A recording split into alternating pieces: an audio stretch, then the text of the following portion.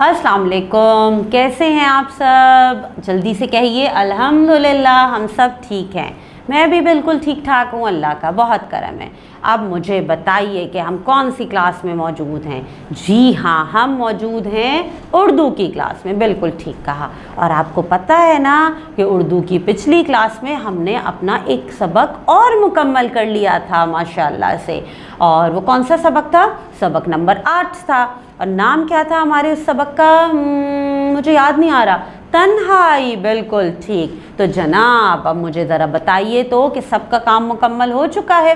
Very good, ज़बरदस्त। और जिनका काम नहीं मुकम्मल हुआ है उन्हें क्या करना चाहिए बताइए ज़रा? जी, उन्हें जल्दी जल्दी अपना काम कर लेना चाहिए कंप्लीट, क्योंकि आज हम पता है आपको क्या करने वाले हैं? जी, आज हम अपना एक न्यू चैप्टर स्टार्ट करने वाले हैं। बिल्कुल ठीक कहा आपने। और जब नया सबक शुरू होता है मैं बहुत एक्साइटेड होती हूँ, क्योंकि मुझे लगता है कि चलें जी फिर कुछ नया सीखने का मौका मिलेगा। फिर क्योंकि हम देखते हैं ना कि हम जब कोई सबक मुकम्मल करते हैं तो उस सबक से हमने कितनी सारी नई चीज़ें हम सीख चुके होते हैं। तो आज हम अपना एक नया सबक शुरू करने वाले हैं। और ये सबक कौन सा है पता है आपको? ये है हमारी किताब का सबक नंबर 9, ठीक। और जिसे हम ये भी कह सकते हैं कि बाब नंबर 9। और हमारे सबक का नाम क्या है बताऊं आपको? अच्छा, हमारे सबक का नाम है तसल्ली। क्या नाम है? तसल्ली। फिर पढ़िए, तसल्ली। जी, और यहाँ देखिए हमारे पास तसल्ली लिखा है और हमारे पास इस पेज पे दरवाजे की तस्वीर बनी हुई है। तसल्ली यानी तसल्ली देना, दिलासा देना, और लेकिन दरवाजे की तस्वीर, तो क्या ताल्लुक़ है तसल्ली का दरवाजे से? समझ तो नहीं आ रही बात, कुछ देख के तो समझ नहीं आ रहा है कि दरवाज़ा और तसल्ली, बात कुछ समझ नहीं आ रही कि क्या है आगे सबक में। है ना सस्पेंस थोड़ा सा? जी, तो अभी हम इस सस्पेंस को, इस तजस्सुस को रखते हैं बरकरार, क्योंकि मैं आज आपको ये नहीं बताऊंगी।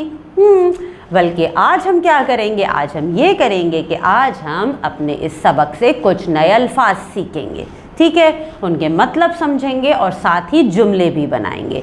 तो पहले ये काम मुकम्मल करें आप मेरे साथ। इंशाल्लाह अगली क्लास में मैं आपको फिर सबक के बारे में ज़रूर बताऊंगी।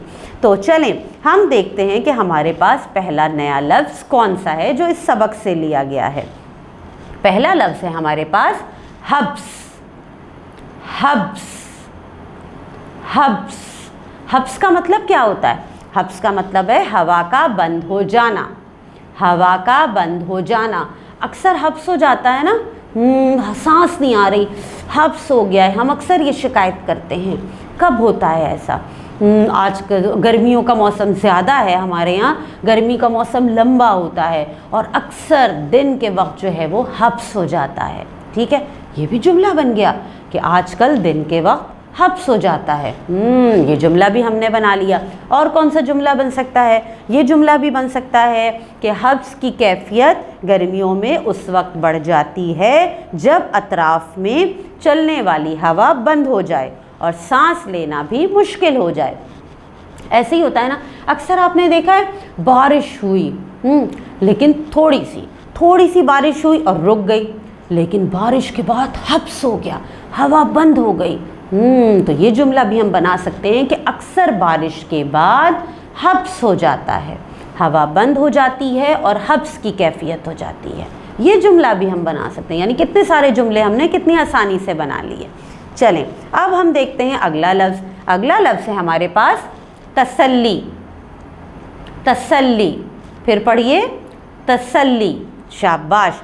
अब तसल्ली का मतलब क्या होता है? तसल्ली का मतलब है हौसला, तस्कीन, हौसला, ठीक है? किसी को हौसला देना, दिलासा देना, इन मायनों में इस्तेमाल होता है तसल्ली। अब हम क्या इसका जुमला बना सकते हैं? हम ये कह सकते हैं कि तसल्ली लफ्ज़ का इस्तेमाल उस वक्त किया जाता है जब किसी की हौसला अफजाई की जाए या उसकी हिम्मत बंधाई जाए।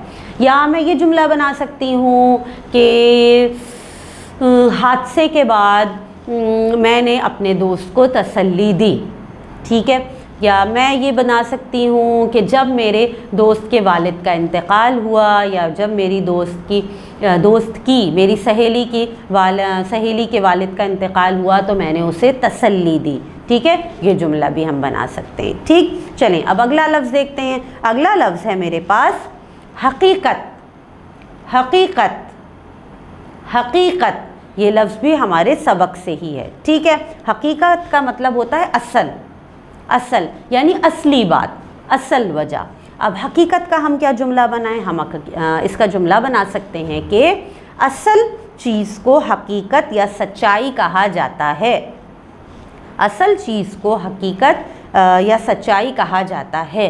ٹھیک ہے، اور کیا جملہ بن سکتا ہے؟ اور جملہ بن سکتا ہے کہ مس کو، استاد کو جب اکبر کی حقیقت کا پتہ چلا تو انہوں نے اسے دوبارہ نہیں ڈانٹا. ٹھیک ہے، کوئی بھی جملہ بن سکتا ہے. اچھا، آگے ہم دیکھتے ہیں. اگلا لفظ ہے ہمارے پاس حفاظت. حفاظت، حفاظت. حفاظت کا مطلب پتہ ہے آپ کو؟ حفاظت کا مطلب ہوتا ہے نگرانی، بچاؤ، حفاظت کرنا، نگرانی کرنا. ٹھیک، اس کا جملہ بہت اچھا ہے ہمارے پاس کہ سرحدوں کی حفاظت افواج کرتی ہیں. سرحدوں کی حفاظت افواج کرتی ہیں. ہماری فوجیں سرحدوں کی حفاظت کرتی ہیں نا جی. تو یہ بھی ہم نے بنا لیا جملہ. اس کے بعد ہے ہمارے پاس لفظ حوصلہ افزائی. حوصلہ افزائی. حوصلہ افزائی کا مطلب ہوتا ہے شاباش دینا، ہمت بڑھانا. حوصلہ افزائی کرتے ہیں کبھی کسی کی آپ؟ ہم اس پہ جملہ بنا لیتے ہیں. ہمارے اساتذہ اچھی کارکردگی پر ہماری حوصلہ افزائی کرتے ہیں. کیا جملہ ہے؟ ہمارے اساتذہ اچھی کارکردگی پر ہماری حوصلہ افزائی کرتے ہیں. چلیں، یہ بھی بنا لیا ہم نے. اب اگلا لفظ دیکھتے ہیں. اگلا لفظ ہے ہمارے پاس بالآخر. بالآخر، اور اس کا مطلب ہے آخر کار، آخر میں. ٹھیک ہے، تو چلیں اس کا ہم کیا جملہ بنائیں؟ اس کا مزیدار سا اچھا سا جملہ، بالآخر امتحانات ختم ہو ہی گئے. بالآخر امتحانات ختم ہو ہی گئے. ہم کہتے ہیں نا چلے بھائی آخر کار امتحانات ختم ہو بھی گئے، تو اسی طرح ہم استعمال کرتے ہیں بالآخر کو. ٹھیک ہے، تو آج ہم نے ایک نیا سبق شروع کیا ہے. ہمارے سبق کا نام ہے تسلی. اور آج ہم نے کیا کام کیا؟ آج ہم نے یہ کام کیا کہ آج ہم نے اپنے اس سبق سے کچھ نئے الفاظ سیکھے، اور ان الفاظ کے ہم نے کیا کیے؟ مطلب بھی سمجھے اور ساتھ جملے بھی بنائے. اب آپ کا کیا کام ہے؟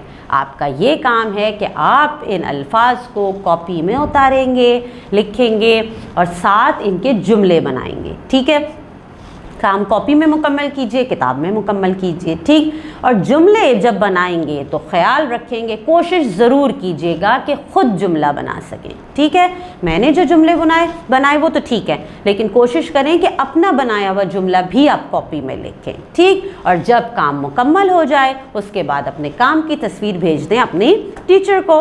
ٹھیک ہے، تو چلیں پھر ملتے ہیں آپ سے اگلی کلاس میں. اللہ حافظ.